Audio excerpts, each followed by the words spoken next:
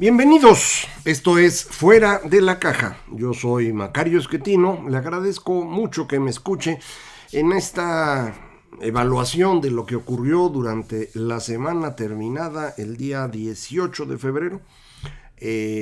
Una semana en la cual lo que tuvimos fue la insistencia del presidente en su pleito que tiene contra su naturaleza y su familia, pero que él interpreta como un conflicto con los periodistas, en particular con Carlos Loret, pero no solo con él, y con las organizaciones que estudian el tema de corrupción, en particular Mexicanos contra la Corrupción e Impunidad, que son quienes estuvieron investigando lo que ocurrió en Houston, en donde el hijo del presidente estuvo viviendo en una casa que pues originalmente sabíamos que era rentada, pero luego resulta que no hay contratos de renta y que a lo mejor se la prestaron y es un ejecutivo de una empresa que no debería hacer eso. Para las leyes estadounidenses, una empresa que le vende a Pemex y que ha multiplicado por 3 las ventas que realiza en ingresos, de manera pues que es una cosa muy complicada. Hay muchas señales de conflicto de intereses. El presidente ha intentado resolver esto inventando otro conflicto de intereses con una empresa de los hijos del señor Daniel Chávez, el dueño de Vidanta, esta pues gran desarrolladora turística, pues que también tiene varias cosas en este gobierno, incluyendo asesoría en el Tren Maya, según dicen, también desarrollo de negocios energéticos en Sonora. Entonces esto se ha complicado mucho y la forma como el presidente ha reaccionado, en donde va generando cada vez más problemas, ha llevado a muchos a pensar pues que lo que hay que hacer es aprovechar la revocación de mandato y ayudarlo a que se vaya. Esto es una muy mala idea y la verdad quiero dedicar este análisis de coyuntura precisamente a ese tema para tratar de dejar muy claro cuál es mi postura al respecto, que no tiene por qué ser la suya, pero creo que tengo suficientes argumentos para convencer a cualquiera y lo voy a intentar.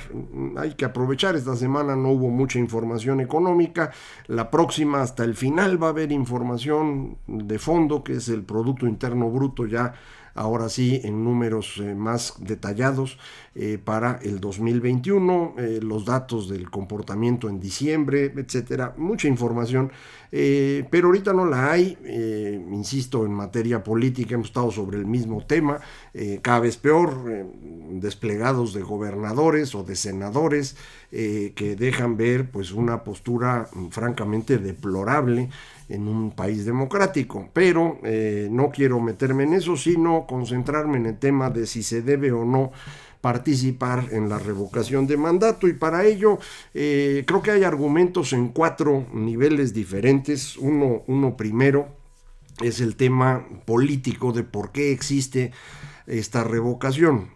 Hay que recordar, esto fue una propuesta de López Obrador y Morena que ellos llevaron a la Constitución, que ellos han promovido, ellos consiguieron las firmas para que hubiera la votación. No son firmas de personas que quieren que se vaya, son firmas de personas que quieren que se quede y que creen que con esta votación pues facilitan el que se quede, lo cual pues no tiene mucho sentido, pero eso es lo que está ocurriendo. Los personajes que estuvieron juntando las firmas inventaron firmas, usaron firmas de personas que no estaban de acuerdo con eso, aprovecharon las filas donde la gente se iba a vacunar para que fuera a firmar, aprovecharon a quienes tienen esta pensión para adultos mayores, incluyeron muertos, todo tipo de fraudes para conseguir las firmas necesarias para llevar a cabo la revocación. López Obrador se ha cansado de decir que le han hecho fraude a él, nunca ha podido probar nada, pero sí podemos probar que aquí hubo el intento de fraude en las firmas.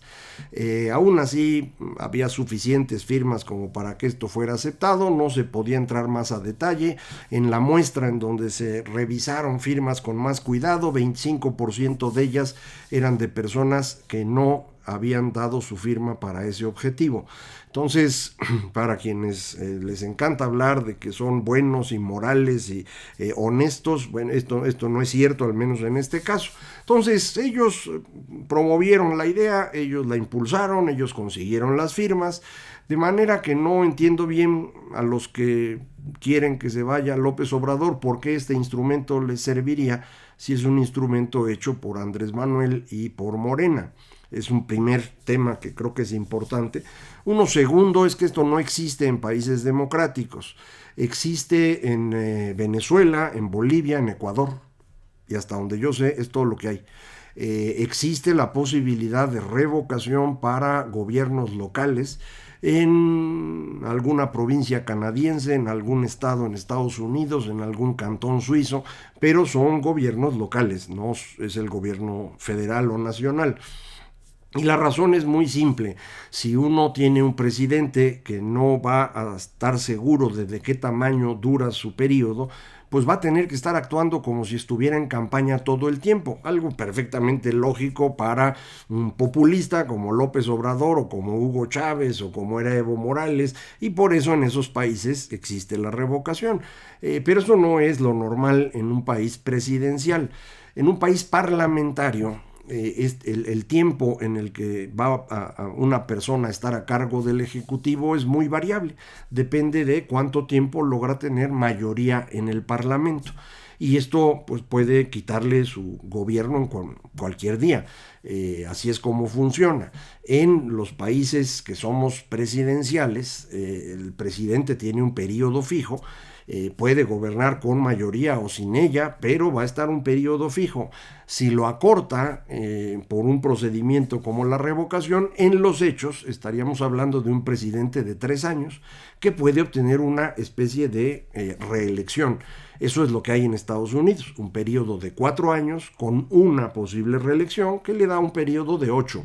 Pero pues está planeado así desde el principio y no es un pegote como el que nosotros pusimos aquí.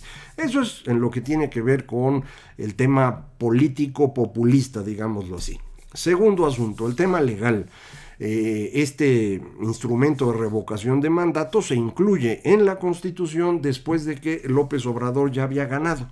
Esto implica que a él no debería aplicarse este instrumento, sino a quien esté en la presidencia en la siguiente ocasión. Él dice que sí, porque pues él lo inventó, pero estrictamente hablando, me parece que cualquier persona podría, en caso de que la revocación funcionara y tuviera que irse López Obrador, cualquier persona podría hacer un amparo diciendo, oiga, yo voté para que se quedara 6 años, y si usted aplica retroactivamente este instrumento, daña mi decisión como votante. Ignoro cómo se procese esto en materia constitucional, pero me parece que ahí hay un tema que no es cualquier cosa. Segundo asunto de carácter legal. Para que esta consulta sea vinculante se requiere el 40% de los votantes. Muy difícil lograr eso. Incluso en elecciones intermedias normales hemos tenido 40 y poquito por ciento cuando hay elección de gobernadores, de Cámara de Diputados, y apenas va a 45, 46% del padrón. En esta última, que fue espectacular, fue el 52%, pero es un caso anormal. Normalmente le digo 45, 46% de los votantes asiste en una elección intermedia donde hay 500, 600, 1000 puestos de elección. En esta nada más es una pregunta, no puede haber trabajo de los partidos políticos para promover esto, de manera pues que la probabilidad de que se llegue al 40% es sumamente baja. Creo que mucho más ahora que el Instituto Nacional Electoral no tiene presupuesto para instalar un número de casillas equivalente a una elección intermedia. La misma fuerza política que insistió en la revocación de mandato le impidió al Instituto Nacional Electoral tener los recursos para hacerla. Usted me dirá si esto tiene mucho sentido o no, y si vale la pena participar en un ejercicio de este tipo. Pero bueno, paso al tercer tipo de argumentos en contra de participar en la revocación.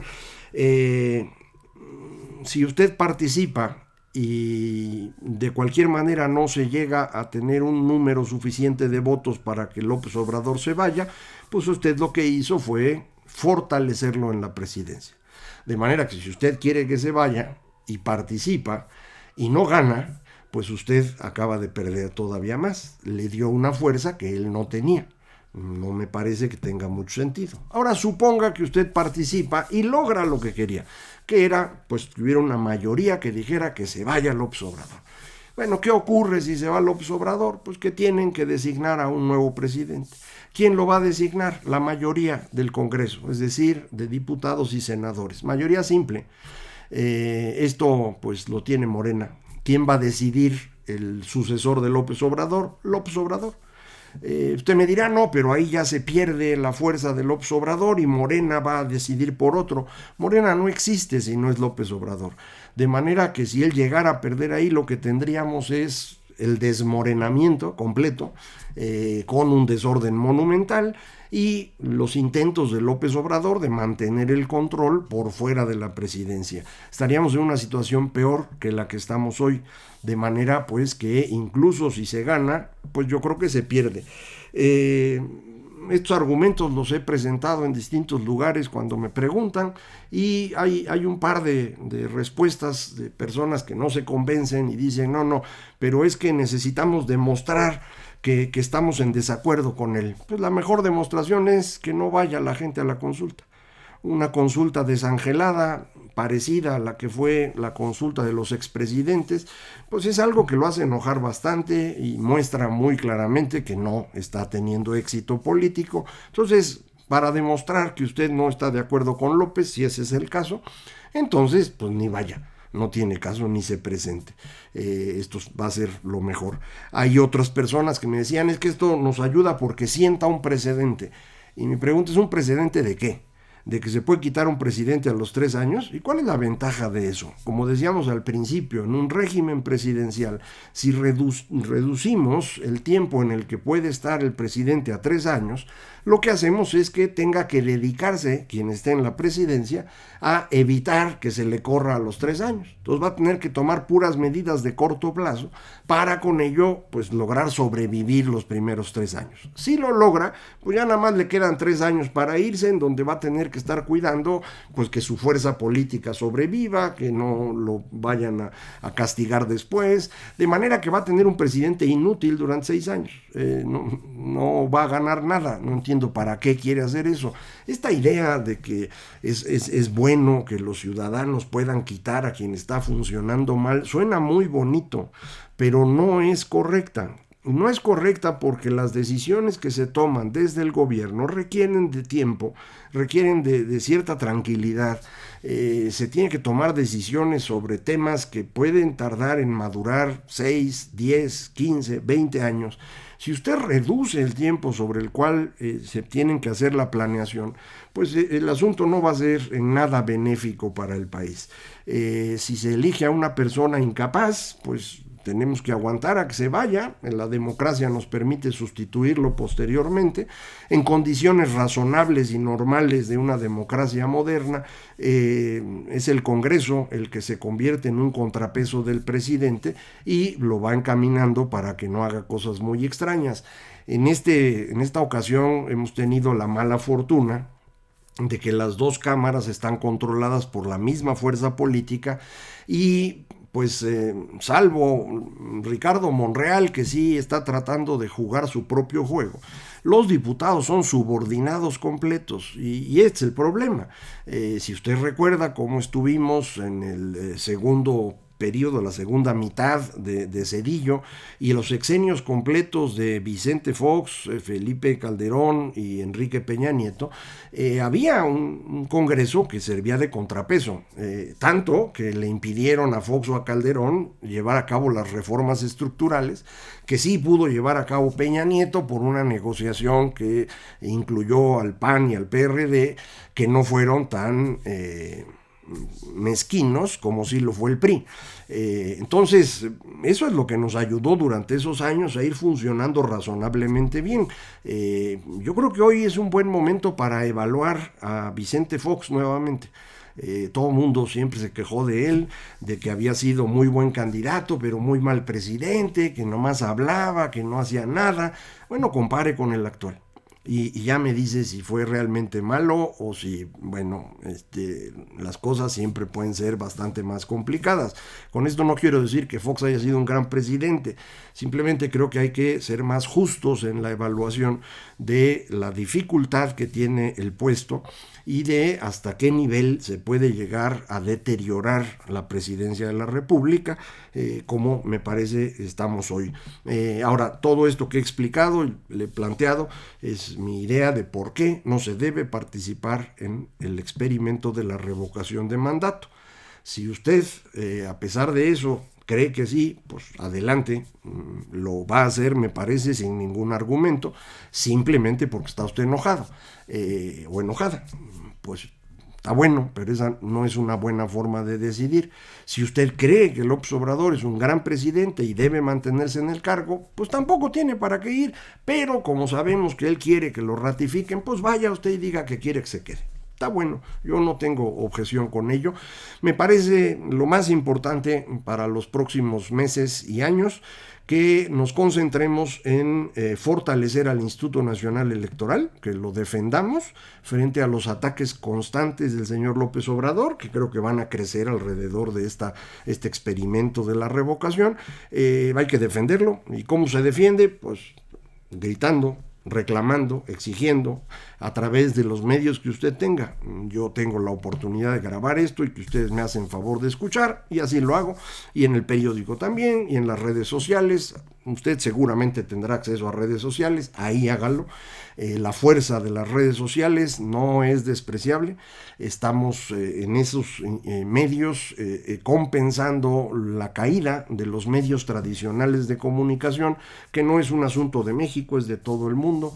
La televisión, la radio, los periódicos han perdido mucha de su fuerza, pero las redes sociales tienen éxito, y un ejemplo del éxito fue Space, como se llama esta cosa en Twitter, en donde la gente puede hablar. Se organizó de manera espontánea y llegaron muchísimas personas. Yo tuve oportunidad de participar un poquito para decir, oiga, pues no estamos de acuerdo con lo que está haciendo el señor López Obrador en este enfrentamiento, insisto, en contra de sí mismo, de su propia naturaleza y de su familia, pero que él interpreta como un problema de crítica de los periodistas o de las ONGs. No es así. Las críticas siempre existen. El asunto es cuando esas críticas tienen sustento, y ahora hay sustento. Lo que tenemos es una evidencia más de la corrupción en la que ha vivido López Obrador desde que fue jefe de gobierno. Tenemos un montón de evidencia de ello. Él siempre ha dicho que él no tiene nada que ver, pero toda la gente cercana, colaboradores, familiares y ahora incluso su hijo, están metidos en este charco, este pantano de corrupción, de uso de influencias, de aprovechamiento de las circunstancias, y él no quiere que se le califique como corrupto. Pues si no quiere eso, pues que limpie su negocio, ¿no? Él nos dijo que con su puro ejemplo todo iba a ser mejor. No, no es mejor. Este gobierno actual es igual de corrupto que los anteriores o más, y muchísimo menos eficiente. Entonces, a mí parece que sí sería muy bueno que se fuera, pero este instrumento no es el correcto. Necesitamos esperar, necesitamos garantizar que haya elecciones en el 24 y se cuenten los votos como ha sido desde 1997 y entonces lo reemplazaremos a él por otra persona. Si 24 vuelve a ganar Morena con la candidata actual, la señora Sheinbaum, o con alguien más, pues estarán en todo su derecho. Para eso es la democracia. Pero no echemos a perder la democracia, mantengámosla, y este ejercicio de revocación de mandato no es un instrumento democrático, es un instrumento populista que se lo venden a usted como si fuera la oportunidad de que usted dirija el país. No, lo que usted puede hacer con este ejercicio hoy es meternos en un problema todavía mayor que en el que estamos. En consecuencia, mi sugerencia es no participemos. Y de cualquier manera, aquí seguiremos platicando qué es lo que ocurre en nuestro país. Muchísimas gracias. Esto fue Fuera de la Caja.